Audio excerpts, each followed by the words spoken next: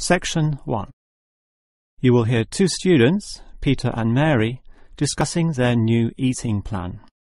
First, you have some time to look at questions 1 to 5. You will see that there is an example that has been done for you. On this occasion only, the conversation relating to this will be played first. Okay, Mary. I know I'm putting on weight with all my bad eating habits. That's right. Chocolate bars, pizzas, and all washed down with litres of soft drink.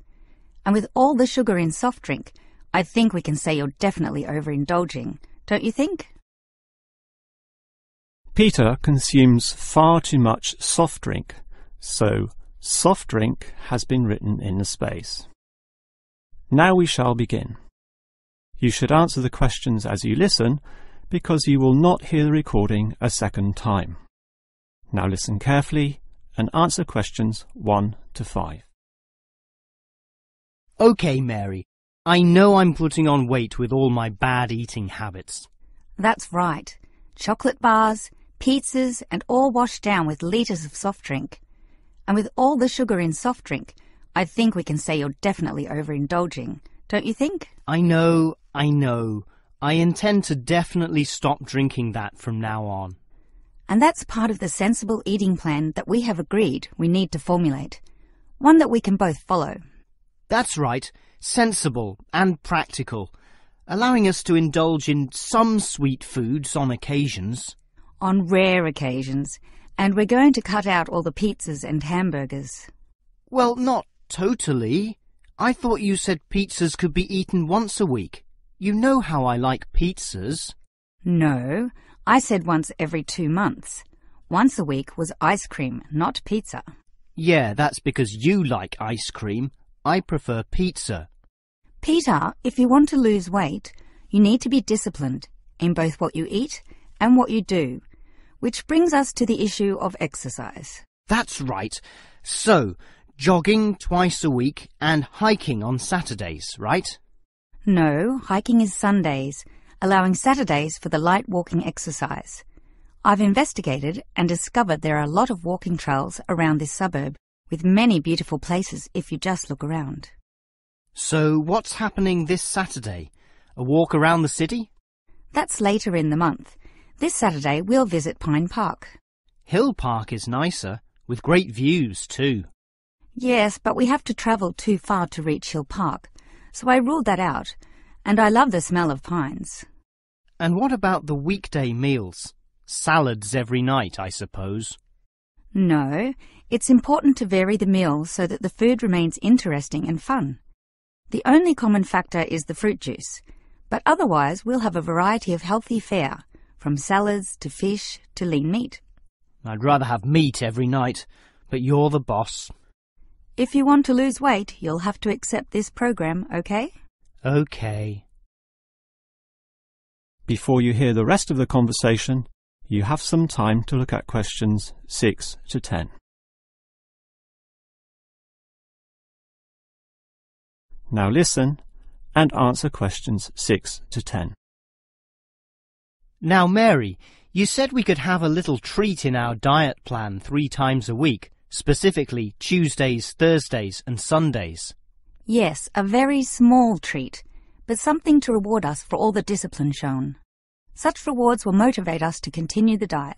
So on Tuesdays, what can I choose? You have a choice between a small serving of chocolate, ice cream or biscuits. Okay, well, I'll go for the biscuits. I love those crunchy little things with my cup of tea. So do you, right? I do indeed, so I'll have them too, saving the ice cream for later. But I know how much you like ice cream, so why don't you save it for the end of the week? That will give you the motivation to keep going, and you can have chocolate midweek. That's a good idea, but I think the most important thing is for you and I to eat different things on those other 2 days. Well, if you think that way, I'll eat the ice cream on Thursdays, not the chocolate, okay? Well, if you're having that, then I can't have ice cream. In order to be different, I'll have the chocolate. So we can compare our different snacks, and maybe even share a little with each other. Exactly.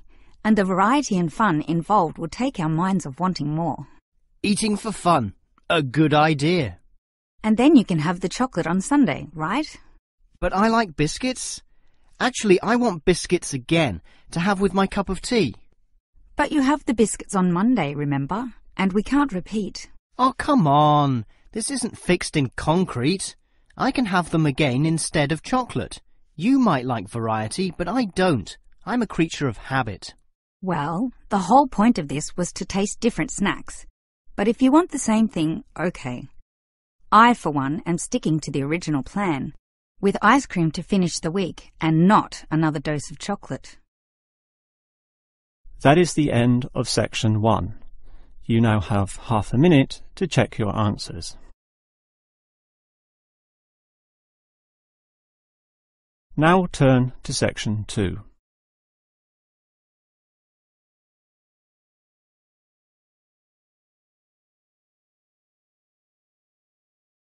Section 2.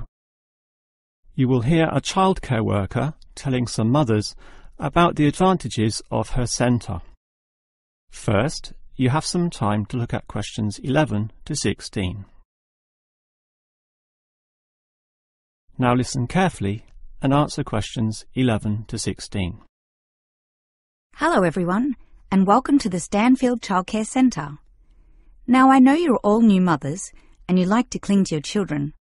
You've certainly spent a lot of time raising them to the age of 4 and are perhaps reluctant to leave them here at our centre.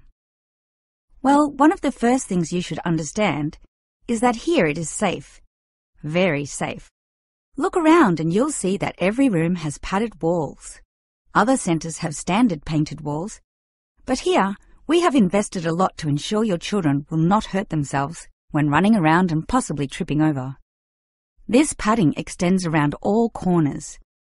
That is, the areas most likely to bruise and cut your active little child. So, you can rest assured that any accidents of a physical nature are not likely to happen here.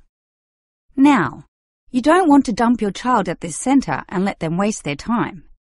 You want them to learn, and that's one of the greatest assets of our establishment. Our staff are not only trained childcare workers, but all of them have a special skill which they can impart to your child. Whether it be teaching the ABC, some basic mathematics, artistic skills, or physical education.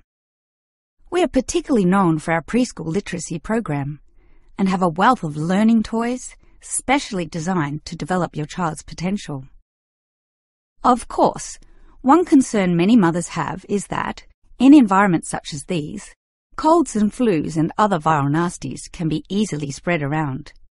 It's a very legitimate concern, and one which we take seriously, and we pride ourselves on our precautions. For a start, unlike most centres which clean with standard detergents, we disinfect every service at the end of every day, using a special disinfectant wash. Some places just wipe surfaces daily with a damp cloth, but not us, and that's just the start. We also physically check your children when they arrive every day, and if we feel your child is sick, we ask him or her to wear a face mask to ensure germs are not transmitted. If your child is noticeably sick, then we ask you to take them back home to recover. This might sound a little unkind, but we hope parents can understand that these measures are for the benefit of all. Before you hear the rest of the talk, you have some time to look at questions 17 to 20.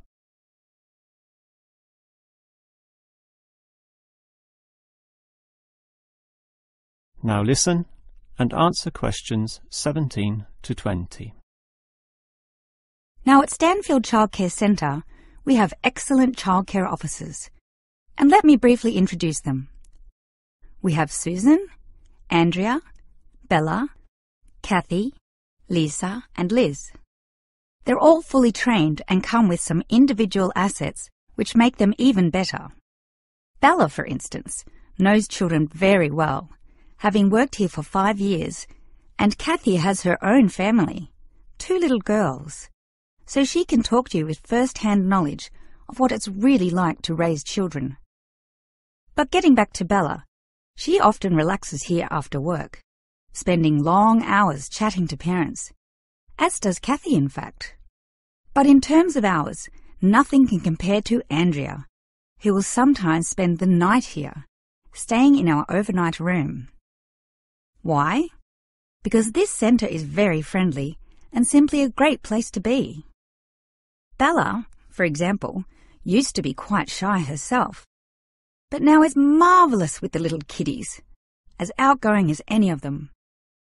We let Kathy, though, deal with the particularly quiet and introverted children. Since having her own family, she knows what can really bring them out. Of course, what better way to do this than with yummy homemade cakes? And Kathy often gets these from Bella, who can make some of the best in town. Yes, everyone here brings something special, which is why we're one of the best childcare centres in the business. That is the end of section 2. You now have half a minute to check your answers.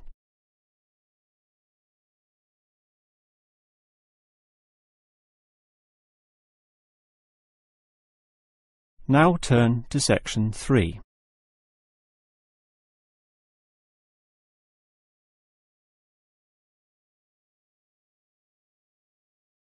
Section 3. You will hear a student, Eric, talking to his lecturer, Miss Harris, about essay writing. First, you have some time to look at questions 21 to 25.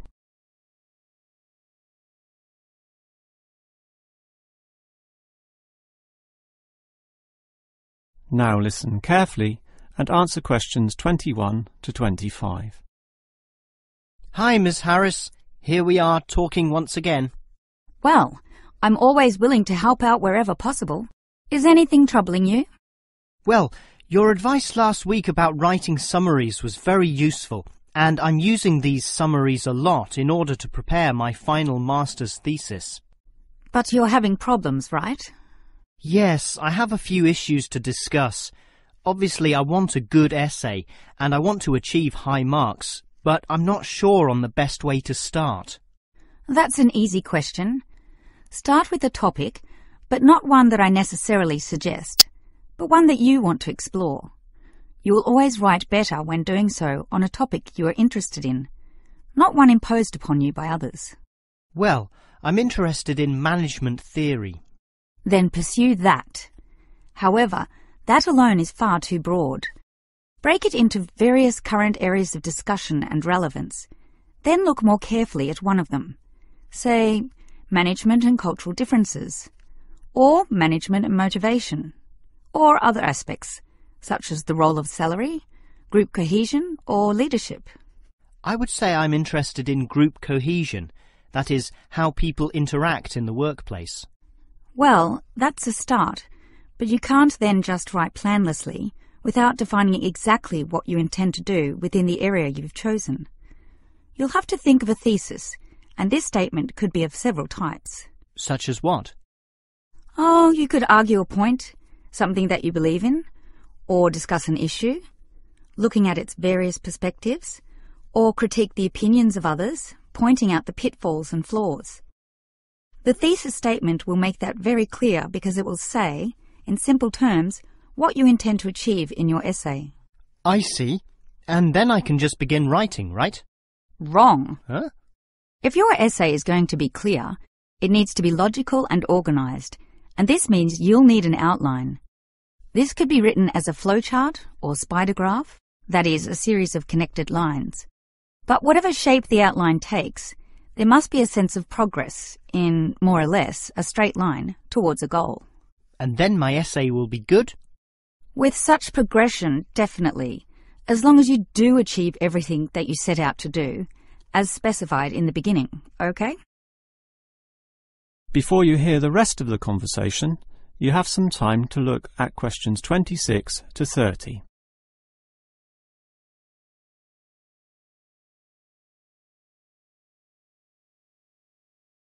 Now listen and answer questions 26 to 30. Well, Ms. Harris, your advice about essay writing all sounds very useful, solid and step by step, so I'll certainly follow that. But can you tell me in more general terms, what constitutes the best essay? Oh, there are many aspects to consider, but one of the most important is certainly original thinking. The best essays are written by people who think for themselves, and not just copy or imitate established views. I think I can do that.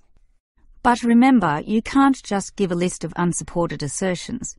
There needs to be support as well. A chain of logic linking each step in your argument. Right. Yet that alone is not enough. Your argument may be logically sound, but is it practically so? For that, you need examples from real life to illustrate your points or subpoints. I've got lots of examples from my course readings. I suppose I could use them. But remember, whenever you use an example or facts or figures that are not commonly known, you must give a reference. That's an academic necessity, without which your writing will automatically fail. So it's necessary to give these, right? Absolutely. And with that, your essay will be fine. But always ensure that you format it clearly. What do you mean? I mean the practical considerations, as written in the University Style Guide, such as leaving appropriate margins, using double spacing, Arial font, and so on. You see, your writing must look good as well as be good. I can certainly do that. And finally, related to the previous point, you need to respect the number of words required. Your individual lecturers will give you a word count figure, so follow what they say, making your essay neither too long nor too short. Perhaps 10% either way should be acceptable. 15% was common when I was younger, but it's a lot stricter now, and 20% would be pushing the boundaries just a little too far. I guess I can do all that. Thanks for your advice. That is the end of section 3. You now have half a minute to check your answers.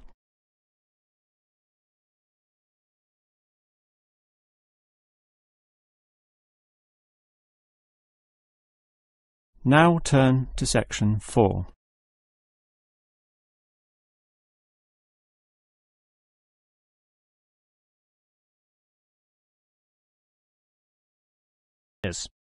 Similarly, throughout subsequent history, isolated individuals proposed this new idea, but again, no one was listening. Geocentrism just seemed too logical to refute. Geocentrism also fitted the views of the established Christian Church, who could quote biblical passages such as, "The world also shall be stable, that it be not moved." Those who dared disagree were subject to accusations of heresy, often with dire punishments to follow. The trouble was, as the night sky was observed more closely, that simple revolution of the stars proved not so simple at all. In relation to the other stars, some steadily wandered in given directions, then sometimes reversed for months, and disappeared altogether. They were called planets, meaning wanderers. In addition, the position of the sun and moon altered slightly over the year, and comets, those mysterious glowing spots, would come and go. In order to predict the motion of the planets and accurately serve the primary purpose of navigation for sailing ships, increasingly elaborate mathematical models were needed, a sure sign that something was not quite right. Before you hear the rest of the lecture, you have some time to look at questions 34 to 40.